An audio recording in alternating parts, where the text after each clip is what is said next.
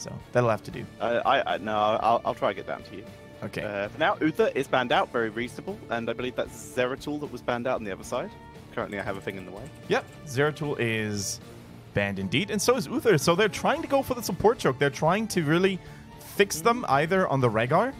Maybe they've got some inside information that Beyond the Game doesn't really like to play Rhaegar a lot, or the support player, respectively. But they fall back onto the Alexstrasza, and that looks like a good fallback.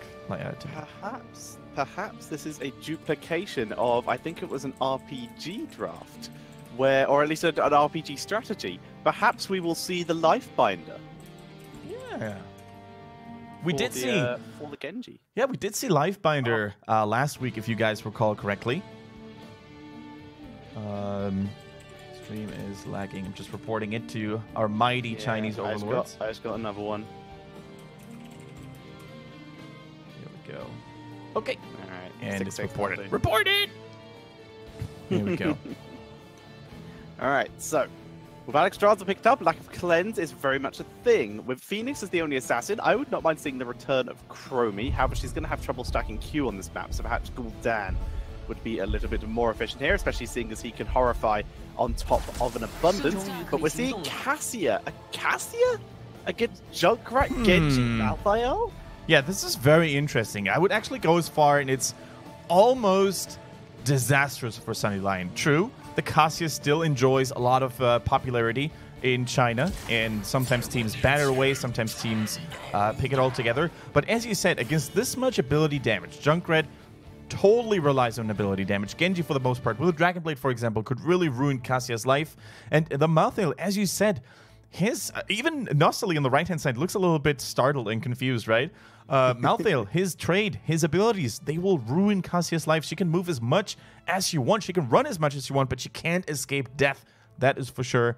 So yeah, a very brave call here. But the Phoenix, on the other hand, could maybe make up for it. We saw a couple of nice Phoenix moves yesterday towards the end of the stream. But still, as a whole region here, China is struggling to really get the maximum value out of the Protoss Dragoon. So far, yeah, I think we have one victory and for two Phoenix losses so far in HGC China. And two losses. A 1-2 split. And BTG, their comp is a little bit squishier because Diablo's a solo tank, but Diablo's pretty decent as a solo tank. I think that kind of removes the possibility of Lifebinder because Alexstrasza is not going to be protected enough to keep the health up, but we'll see. But it's more likely we'll see the Cleansing Flame anyway. And you bring up a good point too. The Cleansing Flame against Cassia could be an additional damage, right? Makes life even harder for her. Exactly. Yeah, I'm not sure how I feel about this draft of Sunnyline. Let's see what I can do. For now, though, the side of BTG, pretty squishy, but beyond the game. They have 619 on Diablo, LLK on Junkrat, Druid playing the Alexstrasza, dancing on Genji, and Lai is on Malthael. All right, did Sunnyline get outdrafted with that Cassia? We're going to find out in a bit here with Pao on that Stukov. Jaina plays Phoenix, Feedby on the Cassia, Wildlight plays Blaze, and First, this time on the main tank, on the Jojo. And ladies and gentlemen, give it up for both teams on Sky Temple. I'm very excited to see who's going to come out on top here. With Beyond the Game currently riding the wave of momentum, they could have almost taken the series yesterday against the 1-2-0, but only due to some very unfortunate turn of events, they weren't able to win the first one. They came back strong in the second map, though. Already, we can see a 5-man push in the bottom. That is something we haven't seen in quite some time, and that is probably the reason why Sunnyline were totally not expecting this, but here they are with a 4-man counter push. Are they going to catch someone off guard? Looks like Diablo's caught in the silence. Is he going to make it out to safety? No. Tries to do some damage to Phoenix. The counter kill comes in thanks to Genji onto Phoenix, and that makes it a 1-for-1. Very good value there, and the fact is, thanks to On a Pale Horse, Malthael, pretty much already a top lane, but he did still miss a minion wave. But no one else was up there to counter soak by the looks of it, but I guess Blaze already cleared it and rotated to bot. Exactly, Blaze was doing double soaking here, so a minion wave missed in the top lane and a hero trade. All like altogether, I think that was an even trade. Slight advantages for Sunny Lion in terms of raw experience. On the other hand, our first tower was already taken in the bottom lane, so that could benefit them in the second temple phase, maybe even before that, because already you can see how much value, how much emphasis Beyond the Game is putting into that bottom lane, right? Both teams going for the respective Siege Giant camps immediately, and also Sunny Lion, they realize, you know what, if we don't take our Siege Giant camp, we may risk actually taking even more damage here because we only have one structure left defending. So let's see how much the teams are going to push in that bottom half. And already, Beyond the Game actually going for a strong rotation, going for yet another mercenary camp as we experience another lag here. We apologize, guys. We informed our Chinese colleagues, and they should take care of it. Tesha, did you also have a circle? Yes, I am up to 7. I think if we don't change anything, we're always going to stay in the same latency. Well, I had to refresh to get to 7. Oh, okay. So, once again, I have more lag than you do, so I think you're nearer the server. Either way, we have Sunny Lion grabbing their own bruiser camp here and preparing to move to the top lane. I'm jumping between 6 and 7. That's not an acceptable margin of variation there, Twitch. Should be good now anyways. I also refreshed and should be close to 7. Yeah, 6-9. Yeah, I'm around that, but it seems to sometimes think it's about 6. So, we see the extra pressure being put onto this top lane now by Sunny Lion, wanting to try and get some counter push going, as bot lane has been just kind of abandoned by both teams. Tank fight up in the top lane, and Diablo without percentage damage will still win temporarily, but long term that will not go so well. Getting Dragon Claw, by the way. Yeah, interesting. So the Dragon Claw is a talent that I originally saw being used in China for the first time with Melody C on Team SBT, and he, for the most part, used it against heroes like Cassia or just low HP heroes like Li Ming, mages preferably in general, that he could actually blow more easily with his help, with the help of the Dragon Claw. Now we need to be careful though. Diablo taking a lot of damage, but the abundance is good. Dragon Queen even needing to get popped here by Alexstrasza. They really need to pull the emergency handle to keep that structure safe and sound. Feed B, trying to get focused here. The concussion mine is real, landing on 2 ranged assassins and getting them both. Big pickups here by Junkrat. Lovely kill by the Junkrat, as you have said, as they continue to rotate down to the middle temple, which has now become active. Going for the double cap here. Risky, but right now with 2 kills on the board, this is completely acceptable for them. Genji, also with perfect defense. Could this be a full deflect build? I mean, I wouldn't hate it, to be honest. Like, of course, Dragon Blade, or Dragon's Claw, sorry, also functions using deflect, right? The moment you deflect a certain amount of damage, the Dragon Claw will get activated, and you can pop it at any given moment to deal extra AoE damage around Genji. So, yeah, I wouldn't say no right now, because, you know, it all depends on the 16, right? If Genji goes for the increased deflect damage at 16, then the chances for Zanshin at level 20 with the AoE damage deflect could be a reality. And you know what? I wouldn't hate it, to be honest. I guess the team that Sunny Lion has, especially Cassia, she would be so susceptible to AoE magic damage. I would certainly not hate it. But first of all, we got to get there, Tetcher. Sky Temple is sometimes a map that doesn't even get to level 20, depending on how one-sided the game turns out to be. Malthael, not a solo laning build this time. Black Harvest coming in, and of course, the touch of death. Diablo finds a friend. As they get a kill, I was probably a bit ahead of you there, because I'm refreshing. I'm trying to get back to 7 again. Yep. In the meantime, we see another abundance go down. I'm also going to double-check my latency here. I'm sitting at 7.3. I will tell you when I stop getting spinning circle. 9. I will. Yeah, it's quite bouncy between 6.5 and 7.3. Yeah. 7. Exactly 7. There we go. Cool, that'll do. 6.9 and 7 exactly. Cool. So, back on the roll here. We see Blaze. I think that's the extra damage if he hits with both parts of his flame screen, of his Q, or that might be the cooldown reduction. I'll double check. Jaina chasing down Lai. He's trying to go for the Malphite here, but up to this point, Beyond the Game, they don't even want to fight. All they want to do here right now is, of course, get that level 10, and there we see the heroic abilities coming online here. We see Tormented Souls makes a lot of sense against Double Tank and Cassia, who Cassia can sometimes even consider to be a melee because of her short innate range. So that makes a lot of sense. Apocalypse as well. Full AoE explosion style here with Dragon Blade and the Cleansing Flame as well. I love what Beyond the Game is going for here, and I think it's looking very scary for Sunny Lion. even after picking up the little 10 themselves, I think it's going to be pretty crucial for them to look for a good engaging angle and disengage when all the abilities go down for beyond the game. This could be a combustion. I'll say that now before it is picked up. No, it is still a bunker. Yeah. So combustion does have the option to slow enemies at level 20, meaning it, excuse me, can wombo pretty well with pretty much everything Phoenix does. But in this case, we're seeing the more standard bunker. Phoenix, though, holding. Could we see the Planet Cracker? Nope, it is the Purification Salvo. Purification Salvo, it is. No Planet Cracker shenanigans. We saw it yesterday when Soa tried to make it work. Unfortunately, the game went so poorly against them that they were never able to get any value from that heroic ability. On the other hand, we saw a couple of neat Purification Salvos yesterday, especially towards the end when Phoenix was finally able to get that first victory under his belt. Let's see if Sunny Lion can pull it off again. Diablo, though, 619, holding strong, going in aggressively onto the Phoenix. Can they lock him down?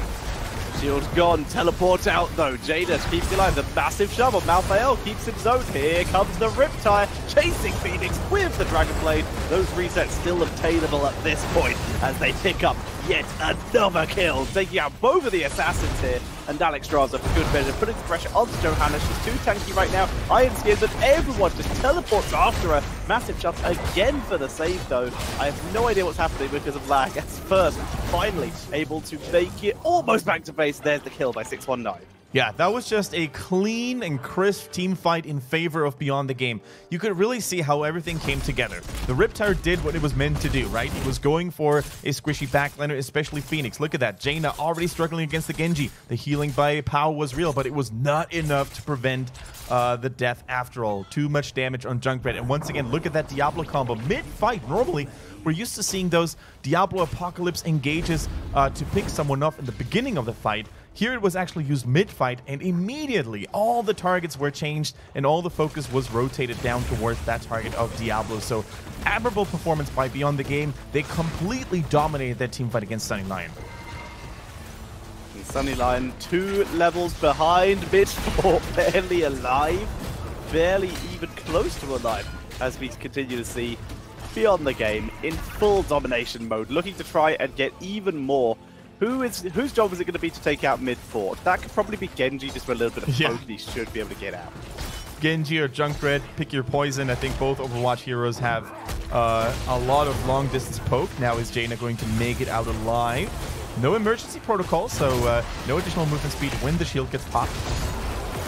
But he's able to pull back to Stukov, get some poke damage in, and now it looks like Genji putting some pressure onto the Cassia, but not enough for a kill. I'm getting that whole compressor blocky effect. Same. Yeah. Oh, there we go. Nice, using the crit damage, defending both flame streams. So Blaze able to pick up the kill there onto Junkrat, and a little bit of healing from Abundance for the speed boost. All right. Sitting at 6 seconds, by the way. Let's see if you can get there. I didn't actually lag. I was just getting the block and stuff. I just checked our communication group. And I am on 8, despite not getting a circle. How did this happen? And our French colleagues, shout out to Malganier, by the way, they're also confirming that it seems to be a little stuttering and lagging for them. So we apologize, guys. Please bear with us. If you've been with us for a longer period of time, then you know that sometimes it's going to be a little bit of a messy stream for HGC China, but it's better if it happens now than later during the streams, because now they have more time to fix it for the remaining duration of the stream, right? If it were to happen at the end, we might actually miss a couple of nice games because of it. So please bear with us. Thank you for your patience. Just trying to get to 6. Yeah, now I'm jumping up to 7.6. And 8 seconds. Oh, I'm there too. Yeah, You're, 8 seconds now. 7.76, that's supposed to die, I think. Nope, I'm apparently on 6. Yeah, so, it's super bouncy at the moment. Stay high, because it's going to be easier for me to lag up to high than for us to both keep refreshing down to low. Exactly. We'll just go with it and see how it turns out. Yes, we shall. So I am still a little bit ahead of Kendrick, but luckily from the future, I can tell you very little is happening right now. Johanna is scouting. They're looking to move on to the point, but so far, in the very few engages, and finally we're going to see Diablo try to move on to Phoenix. All right, the lurking arm is good on Diablo. No more combos. He's actually stunned again into the lurking arm. Here goes the Dragon Queen. Lots of damage coming out, focusing onto Twilight. See if they can kill him off here as well. Genji Genji doing Genji things, everyone. Wow. Yeah. That escalated quickly right here, right now. The entire team of Sunnyline just got blown to pieces. We can actually see the value of Genji here if he's not contested. Look at his Dragon Blade slicing and dicing his way through. There's only so much you can do to stop him here. The Lurking Arm and the shoving, the massive shove were both missing onto him. He's full HP. Alexstrasza has no problem whatsoever to keep everyone alive on the side of Beyond the Game. So this is an easy boss take. And combine that with 2 temples active at the same time. Alexstrasza taking the middle, Diablo taking the other one in the bottom. This should already be a massive lead, a massive snowball. I wonder if Sunnyline can actually stay in the game and recover from that. Because right now, a 3-level disadvantage is looking mighty rough, Tetcher. Really is. It really is. They don't exactly have a full wombo to set themselves up either. Oh, come on. I'm on 8. Why are you lagging now?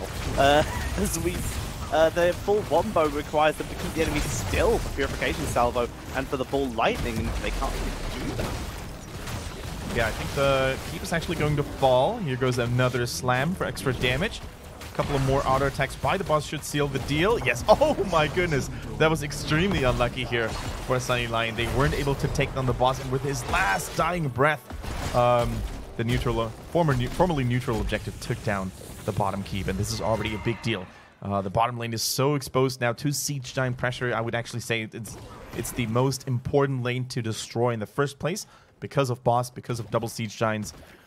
So yeah, already Sunnyline with their backs against the wall. 619 going on to White Light. Are they going to get the Blaze? No. It's safe for now.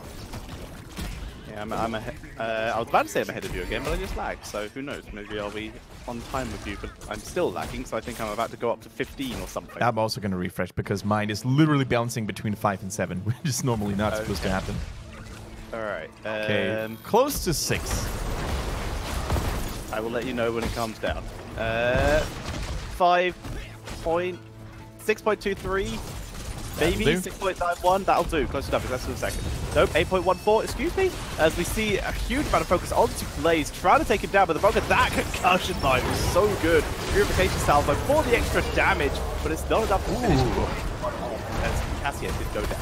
Yeah, that was very close in the Genji, actually. The Purification Salvo dealing massive, massive damage. 16 is not yet here, though, for Sunnyline. That is why Blaze immediately tries to go and soak the middle lane. Can they do it in time, though? I think 16 will be here, yes. But what can Sunnyline do? Now what they need to do is actually push bottom real quick so they don't have to worry about catapults knocking on the core while they're trying to fight for Temple. And then they immediately need to go all in. Like, if they try to go for a longer fight, never mind. Beyond the Game is doing them a favor and trying to initiate themselves.